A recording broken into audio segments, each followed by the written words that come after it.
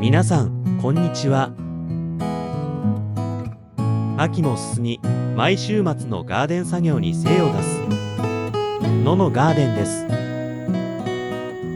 もうガーデンも冬支度という地域の方もいらっしゃると思いますが、ここはまだまだ秋作業真っ盛り。今回も忙しく働いた週末の様子です。新しい苗の植え付けに加え、元気のない苗を植え替えての復活作戦、パンパスグラスの掘り上げ植え替えなど、秋空の下気持ちよく作業しましたので、よろしければ最後までご覧ください。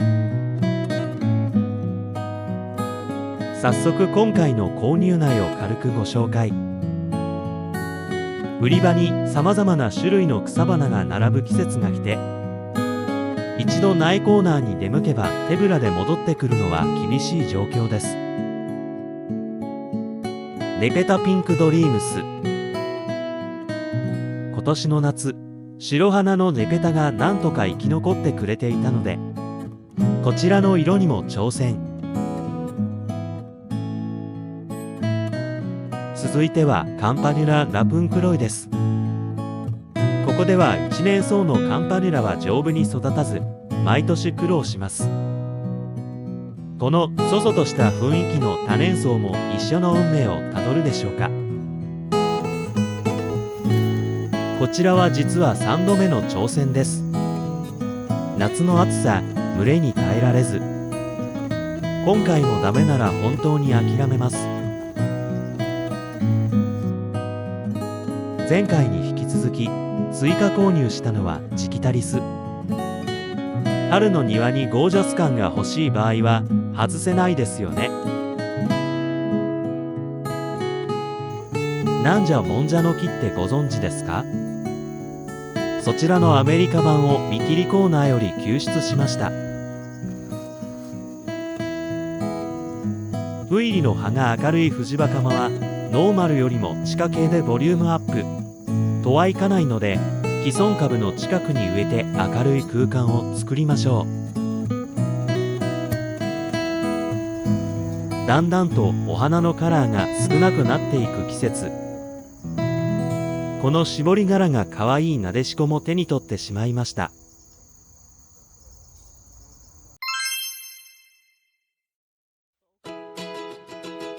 私たちは無計画にあちこち植物を植えてしまっているので、広範囲の土の入れ替えや土壌改良ができず、新しい苗を植え付けるその場所にちょびちょび新しい土を入れていく方式です。いろいろ入れておけば何かしらヒットして良い土になるだろうという難しく考えない考えです。3度目の正直のセントランサスはいつも目につきやすいところに植えて、毎回調子のチェックをするようにしてみます。画面左のイエローリーフが綺麗なコリウスは、自宅の寄せ植えの中で大きくなってしまってカットしたその刺し目子です。植木鉢では毎日水を与えないとぐったりするのに、ここでは1週間雨が降らなくてもへっちゃらすぎて地植えのすごさを感じています。大体の購入苗を植え終われば、お次は夏に弱ってしまった子たちの復活作戦。前回の動画で掘り上げたイトススキの根元近くで消えかけていたエキナセアを移植したので、こちらの X でパワー供給してみます。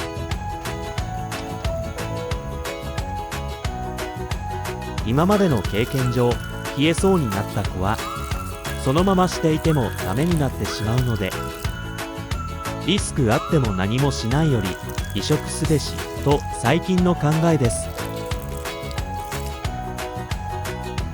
こちらの葉が全くなくなったロシアンセージにもダメ元の X、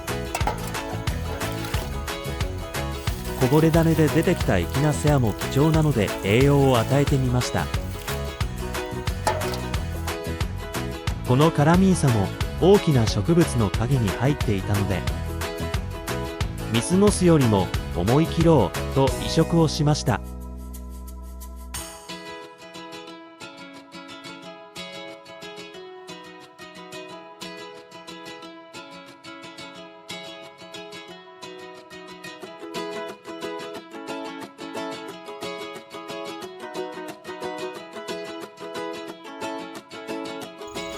まだ元気のないものがあるのかと呆れられてしまいそうですが、モグ野郎のせいで弱ってしまったエキナセアを移植します。本当にモグラは嫌になっちゃいます。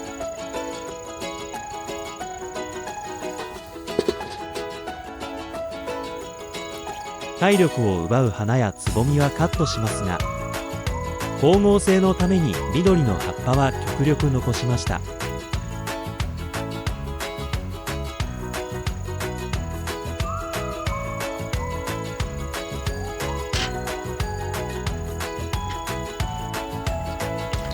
金の柄杓での X も忘れずに。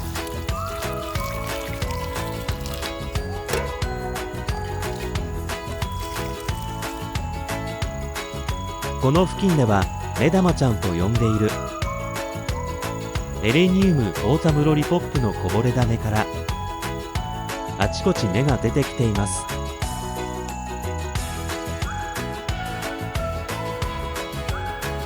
こぼれ種子たちの移植場所となっている終着駅はモッサモッサのこのありさまです。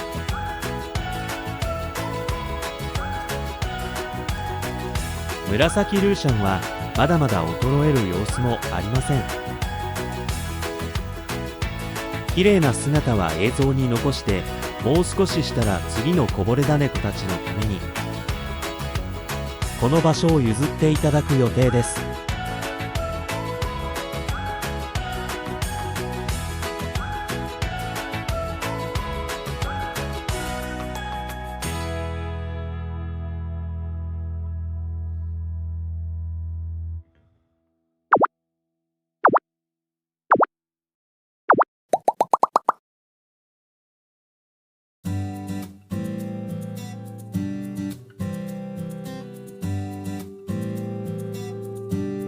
この不思議なボールを頂点にして花を咲かせていくのはサルビア・インボルクラータ。暑さ寒さも強く宿根し、毎年この姿を見せてくれますよ。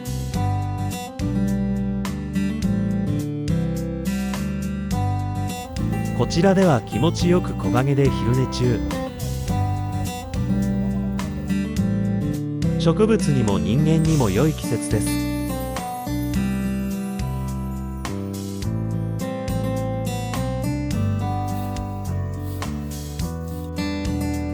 巨大ケイトウの下では一気に菜の花が動き出しました。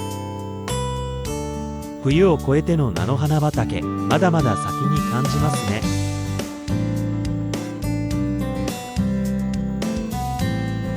そんな菜の花畑を定地に一つバタゴを植えてしまった私たち。絶対にこの木よりも菜の花が先に大きくなってしまうので、この周りの菜の花はセーブしながらうまく共存させようと思います。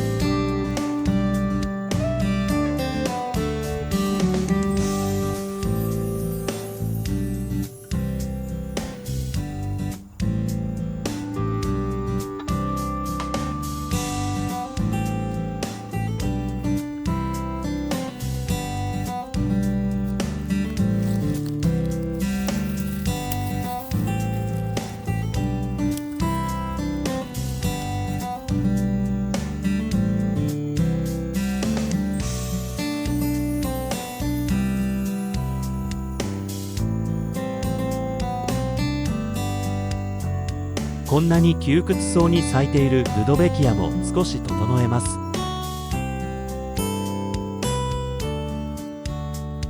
このように周りをカットすると、ルドベキアって小株のようなものが持ち上がってできていること多くないですか？今までは刺し芽できそうと思っても面倒で捨てていましたが、今回は気分が湧いてきたので初めて挑戦してみます。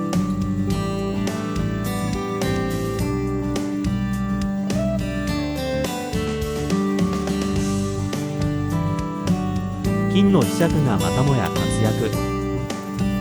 一塊ずつ切り離していきます。カピラリスの種も絡まっています。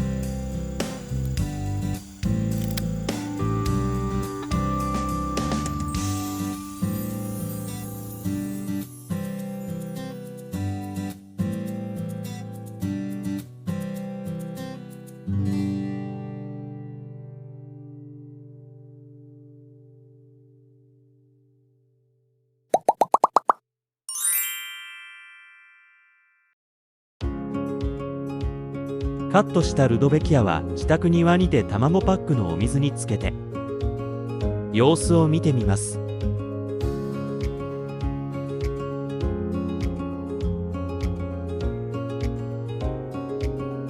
翌日もガーデン作業です。本日のビッグイベントは大きくなって嬉しいけど、ちょっと大きくなりすぎて通路の通り抜けもしづらくなったパンパスグラスの移植です。適切な道具を持たない私たちはハサミで葉っぱをカット。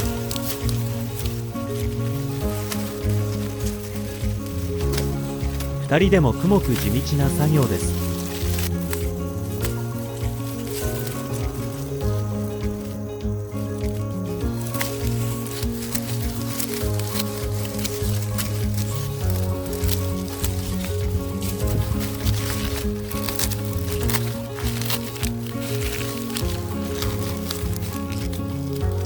これがハサミでの限界でした。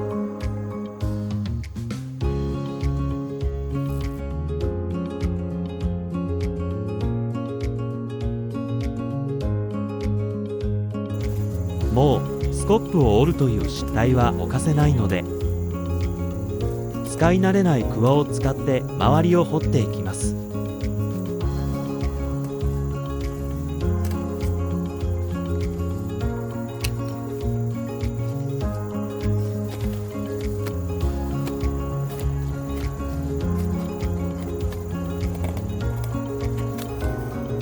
そして結局は足技。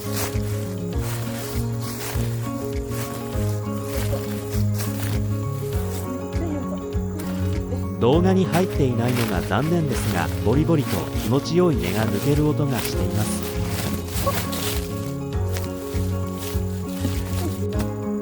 持ち上げることもできなくて倒したままここで株分け作業。歯が立たないとはこういうことでしょうか。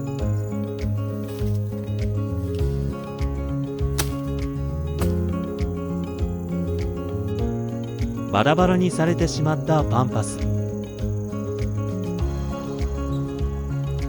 こんな風に簡単に根と離れてしまった茎もたくさん。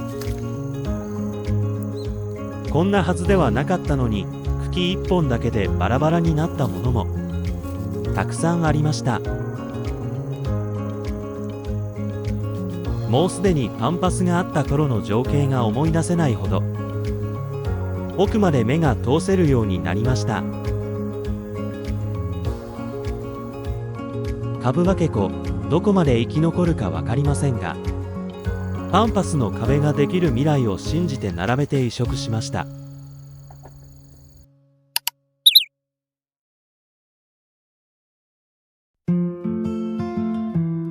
パンパスがあったところはきれいに埋め戻し、後片付けを始めます。ここには流木ベンチを持ってきて作業中の腰掛け場にする予定です。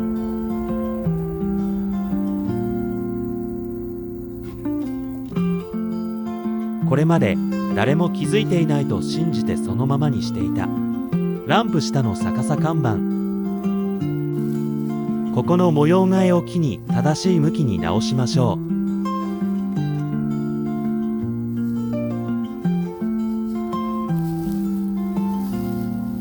整ったところで本日の動画はおしまいです。